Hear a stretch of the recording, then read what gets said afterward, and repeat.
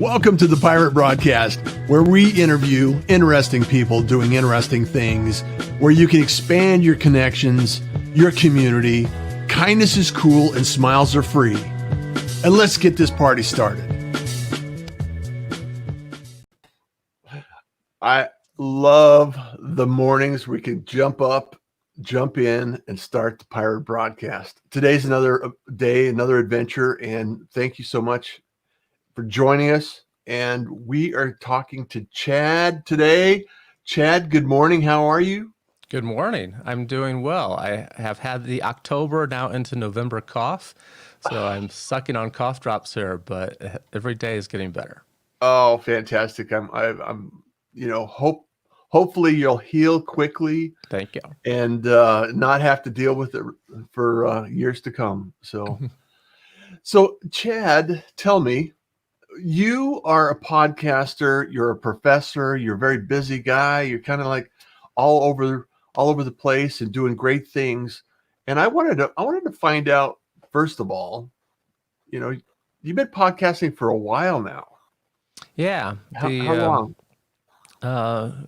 January will be 6 years. So 6 years. A once a week podcast, and we've published an episode every week. Wow.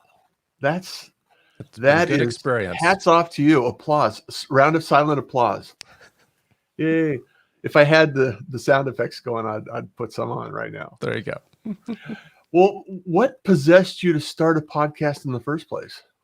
Well, so the podcast is about product management. We can talk more about that in a moment. But, these are the people in organizations that are responsible for creating new products, for really understanding a customer's problem, getting insights about the job they're trying to get done, their needs, and then helping a team develop a solution for that, right? Yeah. And I've been in this product space my entire professional career. Was originally a electrical engineering student, right? Got out, went to a system engineering company that turned into a software company, and I kind of went along for the ride.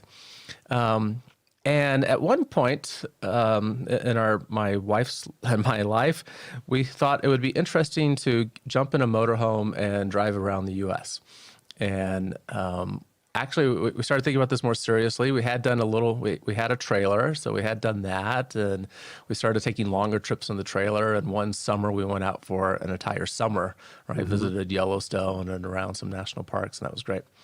And so the next year, we thought, could we actually do a year? Maybe.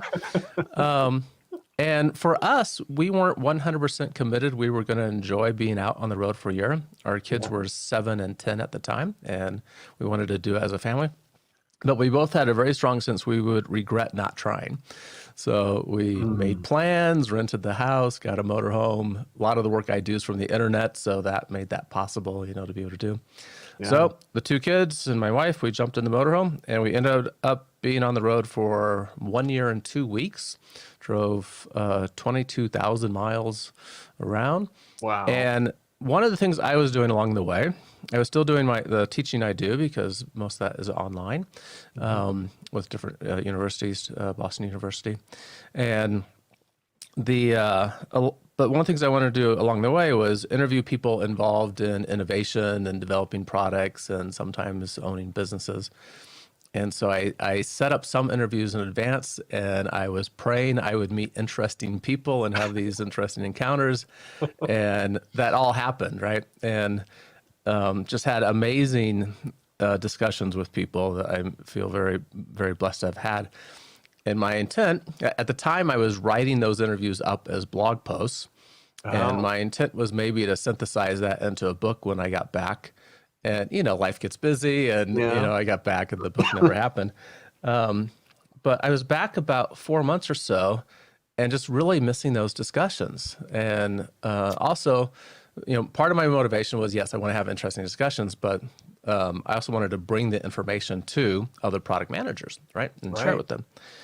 And I was just missing that. And so I started thinking about, well, how can I continue doing that?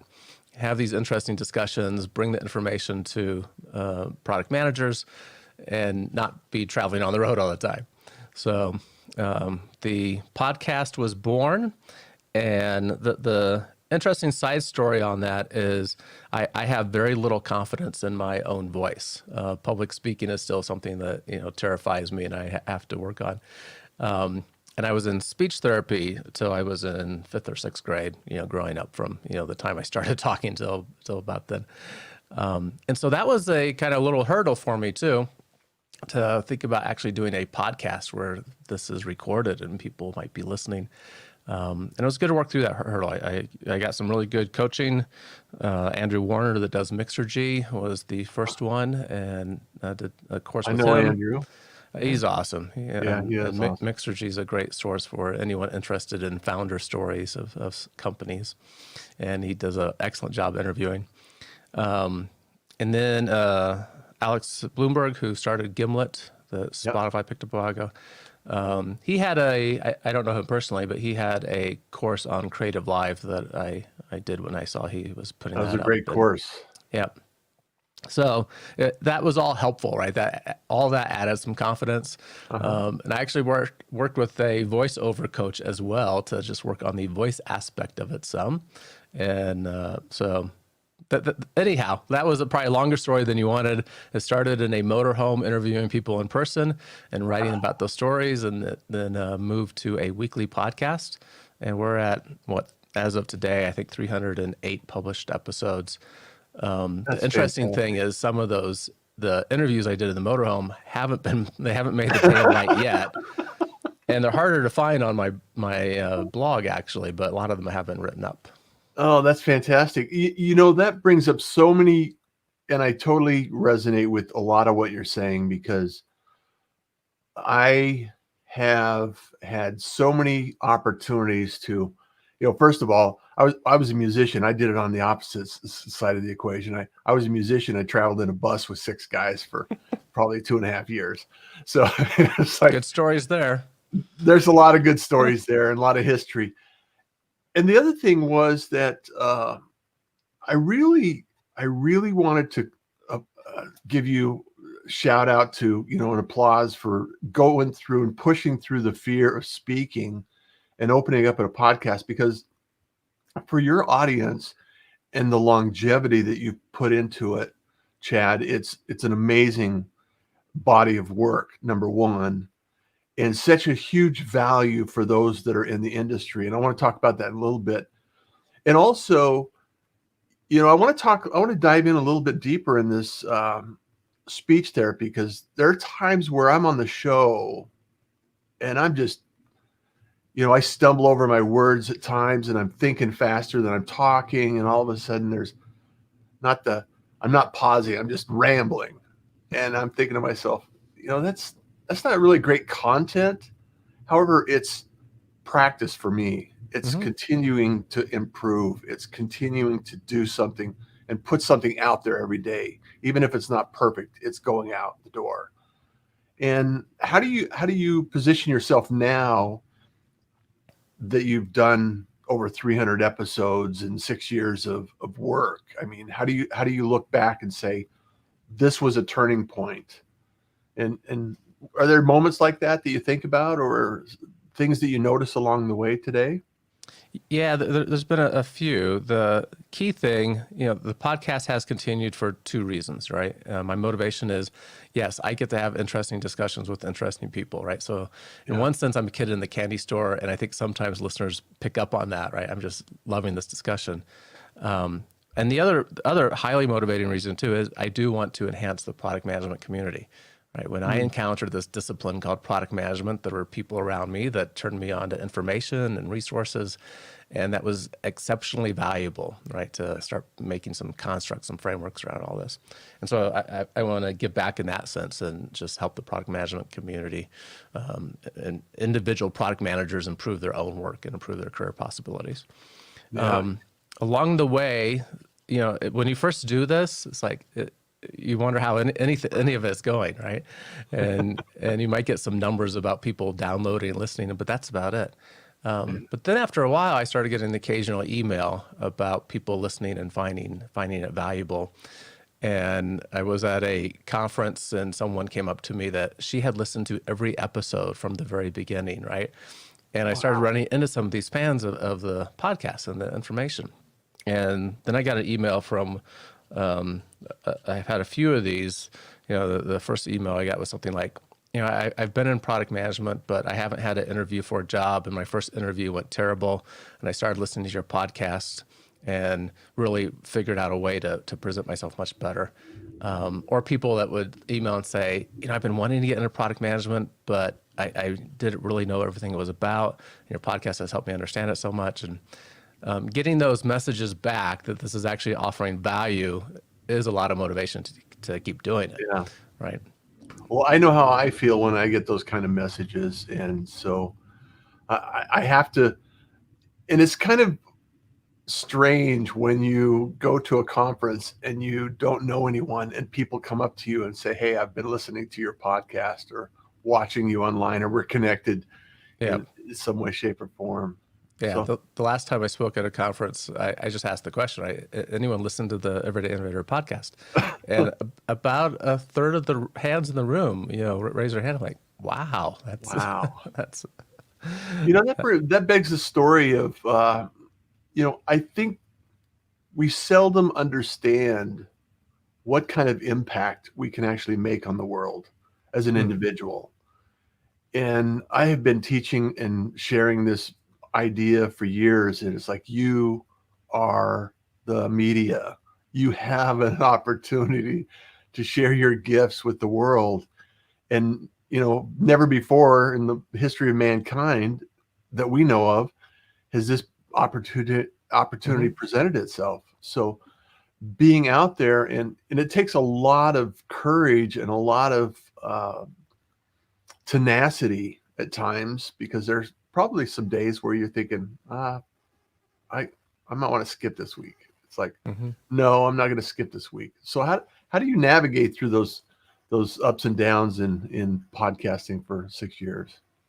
It really goes back to the motivation for me, right? Yeah. The interesting discussions and then wanting to bring value. And I would feel like I was letting down people that listen if there was a new episode out each week, right? So, Yeah.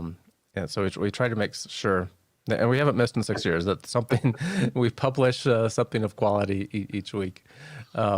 One thing that came to mind as you're talking about this, another milestone in my head for people that might be listening and thinking about, well, I really want to, have more influence on others, but I don't think I'm that person, right?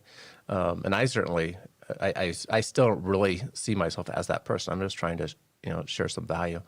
But there was a point when I was always the person that would go to Barnes and Noble back when we actually went to bookstores more, right? And walk the stacks a little bit. And I started moving over time to the more innovation, product management, and business sort of sections, and grab books and go to the little coffee shop at Barnes and Noble, sit there and look a little bit. And so I read a lot, and I remember there was a point where I started thinking, wow, what this author's saying is really good, but I think about this aspect a little bit differently. And when I started recognizing that I was thinking about things maybe in a slightly different way, I thought maybe there's some value in telling others about that perspective, right? And so, Yeah, absolutely. Well, for those that are in the audience or listening in the future at some point in time, explain to those that are not in product management kind of the range of what that actually covers in the business world. And because not everybody, it's one of those jobs that is, you think, like a project manager or a right. Developer, or it's like, okay, I kind of know what the title means, but I'm not really sure what the task and the scope of the work actually means. Yeah. So kind of dive into that a little bit, Chad, for those that are not and quite with informed. Absolutely. With my hat on these days, I teach courses on these topics at universities and also help companies and individual product managers, excel. You have a in creating program that products. I'd like to mention too. Yeah, we can talk about that. We're glad to. But one of the courses is an MBA course on strategic product innovation. And I'm always surprised how many students come to this course and say, I don't know the first thing about developing a product, right? How do I know nothing about that. Like, well, first it's good you're in this course, right? So we can learn something new together. But all of us are product professionals because all of us have this ability of going to the store and looking at the products on the shelf and somehow making a judgment about what we're going to buy, right? Yeah. So Yeah. when it comes to determining what products give us value, somehow we're good at that, right? We can judge that. And we can experience the product and go, oh, this isn't what I was expecting. And we can judge that it's not giving us the value that we wanted. So as consumers, we're all really good as product people in judging value. What product managers do is they try to create something of value for customers, right? So we're just on the other side of that, doing exactly the same thing, trying to understand your problem with some task you're trying to accomplish, something that a problem that you want solved, a job you're trying to get done, some unmet need that exists out there. And frankly, you might not even be truly aware of this unmet need. A lot of us that experience the iPhone for the first time, it's like, we got smartphones already. My BlackBerry is awesome. Right. And I was really fast on the BlackBerry with the little thumbs on the keyboard. Best right? email tool ever. Yeah, it was awesome. And then the iPhone comes out and we're all like, ooh, that's pretty. That's really cool, right? And so sometimes as product people, we are going deeper to understand some of these needs that people might not even quite be aware of, but they would appreciate if we delivered this new value to them. And that's what product managers fundamentally are doing. They're trying to understand the problem that customers have that's not being met yet. And then we're working with a team of, depending on whatever the problem is, team of maybe developers, engineers, manufacturers, marketing, sales, and together creating something to provide a solution that creates value for that customer. So that is, and I love that, Chad. And I love the fact that you said we're all product managers at some level. We just don't have the awareness, and we may not have the responsibility for creating products out of nothing, right? So product market fit and marketing and product development and even software development, I guess, could have product managers. So the range is massive. So we have a question from the community here, Mark, who has several podcasts. He says, after 300 episodes, what does Chad wish he would have done differently in the beginning of his podcasting career? That's a great question, Mark. Thanks for jumping in. Great question, Mark. Yeah. So thoughts, observations? I think I stumbled into doing a lot of things right from the beginning, which was helpful.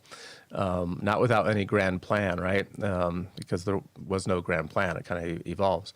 But getting connected, and I don't believe he's doing this anymore, so it won't help to go look. But Andrew Warner, he put out once, hey, I'm going to do this course on how to interview people.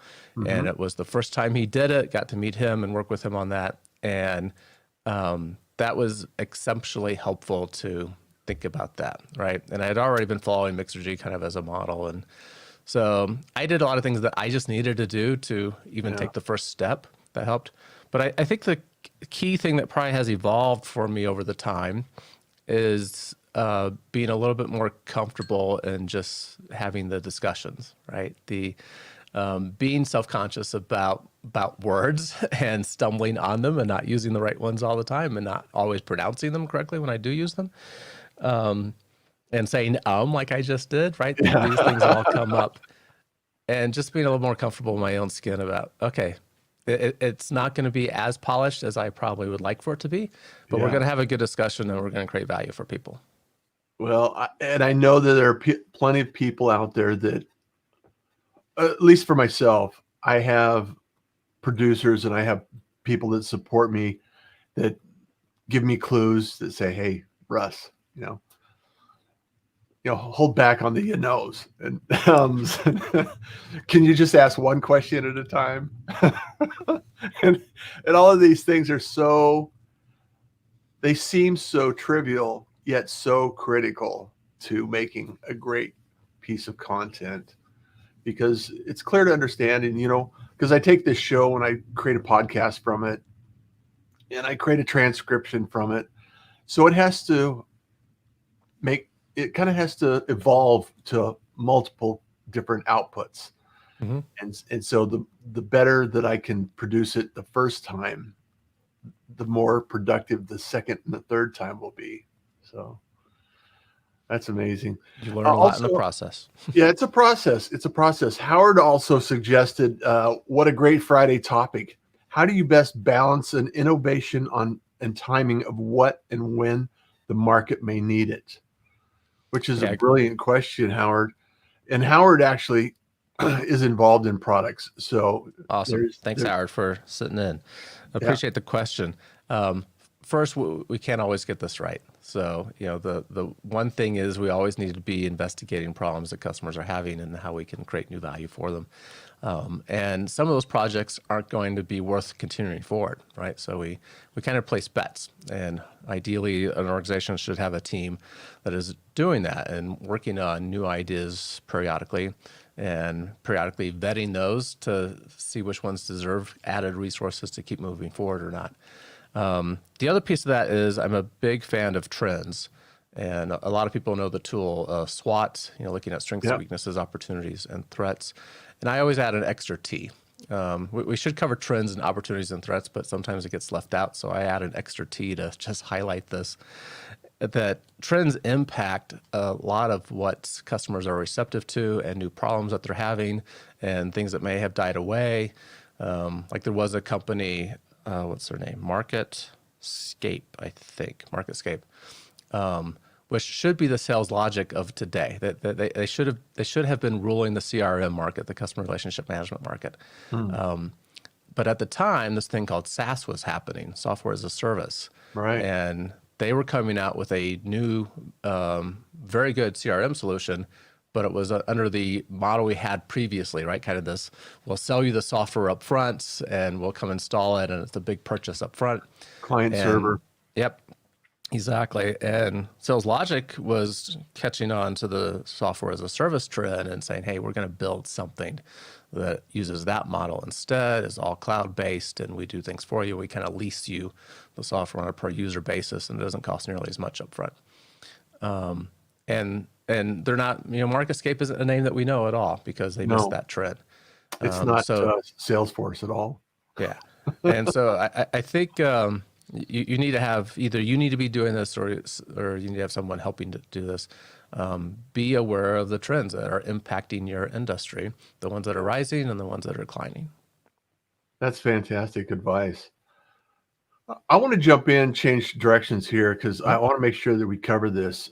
You also, as busy as you are with the podcast and sharing this information, you're also teaching, you're a professor, and then also you teach groups of individuals or organizations on product management and innovation.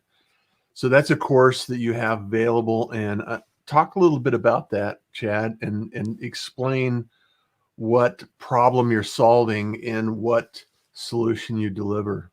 Sure. I'll try to give a short story and keep this short. So I came to product management through a professional organization. They're called PDMA, the Product Development and Management Association. All right. They've been around about 45 years now, volunteer-based organization. And they've been curating the what I would call the body of knowledge for product managers. These are the things that you should know. And so when I encountered this thing, before this time I would have said I'm a project manager developing products. And then I discovered there were these other disciplines I needed to know about inside product management. And that was exceptionally helpful for me. And they have a professional certification, and I studied for that with a group of people because we were just kind of curious. What did they say about product management? And we studied together to earn the certification to answer that question for ourselves. And it was so incredibly valuable. I had these big aha moments that they helped me connect information that I had left disconnected before. And so I just started helping others prepare for that certification. I just continued the study group process. And then Praxair, they do gas, right? If you need oxygen or any kind of gas, you might see Praxair trucks going down the road some of the time carrying gas to people. One of the people in the study group had the similar experience, thought that was super valuable, and said, can we come do something like that for the product managers at Praxair? And said, yeah, let's try that. Let's see how that works. And did that, and ended up doing a group for their product managers once a year as they brought on new product managers, each year. And really saw how it was helping them be better product managers and make better contributions to the organizations and help them be more innovative. And started offering that sort of group to other companies. So today, it needed a name. It finally got a name a couple of years ago. It's called the RPM Experience, the Rapid Product Mastery Experience. And it's for a group of product managers or maybe a product team that wants to improve their work individually as product managers and improve the work they do together and how they contribute to the organization.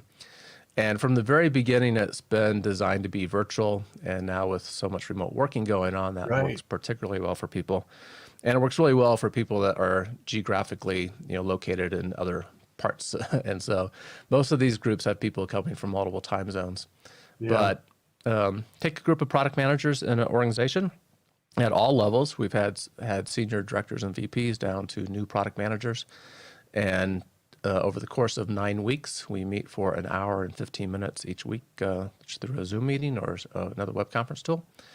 And we're exploring together that body of knowledge that I first discovered from PDMA and is now updated every couple of years. Mm-hmm. And helping them learn how to work together better because they're sharing their own insights with each other in these groups, which almost never happens in the company. Product managers tend to not talk to other product managers a lot, right? And this gives us a chance to talk differently and learn from each other and share information and maybe break down some barriers or silos that exist in the organization. And they're all learning fundamental knowledge share. They're getting on the same page together, right? And wrestling with these concepts and really taking ownership of how those concepts apply to the work they're doing. So we see real change coming about through these RPM groups. And I just love it. I just love seeing how people think about the information and apply it to their organization and the changes it's making in themselves. It sounds as if, and I would anticipate that by bringing these product managers together in a course like this, it also spurs, and the side effect would be, a better teamwork across the organization, because all of a sudden you're having conversations with individuals about a related subject, and everybody's talking and thinking along the same lines, and all of a sudden, oh, I didn't realize that you were thinking that way, and now I can relate to you. And it's a common thread that all of a sudden ties everyone together. So it's a huge value. Yeah, it's surprising how often I hear, usually around about after 5 or 6 sessions, someone says, what we're learning is great, but we never talk with each other like this. Exactly. And a lot of groups will continue on, right, and do a brown bag, virtual lunch session, or if they're in person, when they could be, and continue once a week or once a month discussion because they're learning so much from each other. Yeah, I recognize that so many times with engineers in the past, working with them, and it's great to be able to have a conversation where they're not solving a problem immediately. I mean, it's not a crisis or anything like that. They can actually relax and have conversation with each other, and it's so inviting and innovative in itself. So if anyone's out there that's looking forward to improving their team, improving their organization and their product management, definitely connect with Chad and get involved in that class and that course, because it's Chad's a phenomenal individual, and I've known him for a little while now, and so I highly recommend that you get engaged with that. Thanks, Russ. I just real quick on that, just the easy way to do that. The podcast is the Everyday Innovator, and if you go to Everyday Innovator, and if you go to the everydayinnovator.com/RPM, you'll find out about the RPM experience. And all those links will be in the show notes as well, and you can find that by tonight, later today, in russjohns.com. You're very efficient, Russ. And I just want to give a shout out to some of the individuals that have joined us today. Chad, Glenda is here. Mark's joined us. Pipe Dream Solution. Gabriel, Nick, Kathy Spooner is here. Thank you so much for being here, Kathy. Some of these are already pirates. So, and Mike Baker's in the room. Kenyatta, you know Kenyatta. Yeah. Glenda and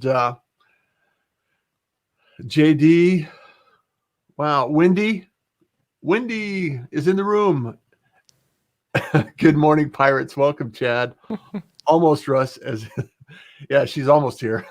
So I just really appreciate the fact that we had this opportunity to connect and have this conversation, Chad. And I just really, for everyone, I know you're on LinkedIn, you're on a few social media channels. So what channel do you like people to connect with you? Yeah, LinkedIn is the best place, and my apologies if I haven't responded to your message recently. I've been sick for about 5 weeks, and I'm way behind on too many things. Yeah. But LinkedIn is the place to go. And Russ, if I can, I always conclude my podcast with asking the guest for an innovation quote. Yeah. And what I thought was so interesting just about your podcast and the work that you do, Pirate Radio, the Pirate Podcast Syndicator. There's a great quote from Steve Jobs. I don't know if you're aware of it, where he said it's better to be a pirate than to be in the Navy. And the context was, it's better to kind of have control and maybe be a little bit of a rebel, but have control of what you're doing and not have the bureaucracy of the organization that doesn't let you do what you want to do. Well, so being a pirate has some good, good history there. Absolutely. I believe that. And the pirates are a little out of the box. And I actually had this meeting with a CIO at one point in time in my career. They drew a box on a piece of paper. They said, Russ, this is us. And then he drew a circle on the outside. And he said, this is you. We need you to get back in the box. So don't do it. I've always been a pirate. So any legacy advice that you want to leave with us today, Chad, before we sign off for the week? Well, I just love the spirit of the work that you do, always encouraging others and looking on the bright side of things. And I'm a person that tends to see the silver lining in any given situation, even what we've been dealing with the pandemic. And there's going to be good innovation that comes out of this. People are being much more reflective than they often have the opportunity to be. And there's some necessity creating this need for innovation as well. So I'm very hopeful about the future and want to encourage others also. Yeah, fantastic. Fantastic.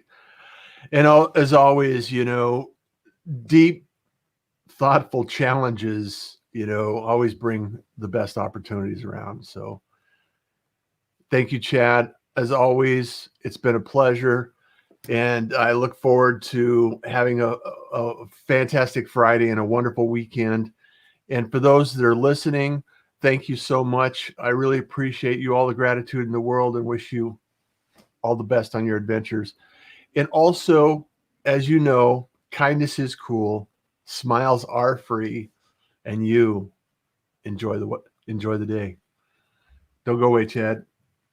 Take care. Thank you for joining the Pirate Broadcast.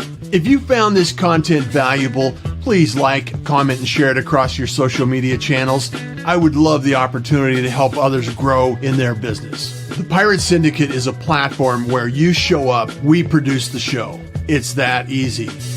If you want to be seen, be heard, and be talked about, join the Pirate Syndicate today.